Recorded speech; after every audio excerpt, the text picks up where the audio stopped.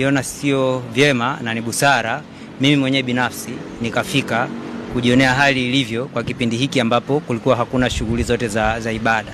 Na namshukuru mchungaji pamoja na timu yake, tumeongozana, wamenionyesha hali ambayo iko ndani.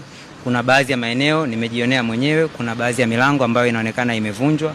Kwa najua na nataka hili niliweke vizuri ili lisitoe nafasi ya kuleta misuguano, kwamba sasa nimwagize baba mchungaji hapa pamoja na timu yake kwa taratibu kabisa, wao wakae wapitie eneo lao lote waangalie, kwa sababu kwa maelezo ambayo walinipa awali na hata mara ya kwanza tulipokutana, wakati wanatoka katika eneo hili hakukuwa na makabidhiano. Kwa hata leo ndio maana unaona hakuna anayetumia neno makabidhiano, si ndivyo?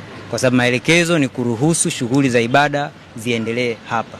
Kwa mimi nimuombe baba mchungaji pamoja na timu yao watakaporudi hapa kwa utulivu, wao waangalie hali ambavyo waliacha katika mazingira walioacha na hali ambavyo walikuta, na waniletee mimi taarifa rasmi ya kile ambacho wamekutana nacho.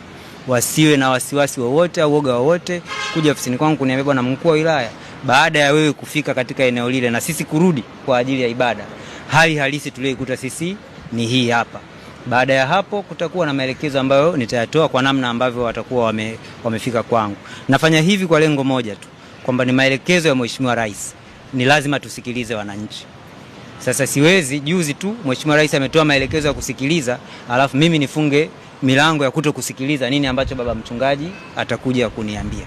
Kwa mimi nitakuwa tayari kupokea na kusikiliza kutoka kwao baada ya wao kuwa wamerudi katika eneo hili. Lakini pia vile vile jambo la pili, niliona baadhi ya watu baada ya tamko lile kutolewa, kuna watu wengine walishukuru, wengine wakakebehi, wengine wakafika mahali wakasema kwamba huu ni mtego wa kumtafuta mchungaji Gwajima. Hapana, maelekezo haya ni ya serikali na yaheshimiwe. Kila mtendaji anayehusika kusimamia maelekezo ya serikali atekeleze wajibu wake. Hilo ndio la muhimu. Asije akatoka mtu akapotosha maelekezo ya waziri mkuu au maelekezo ya Mheshimiwa Rais na kuja kuleta jambo ambalo lingine tofauti.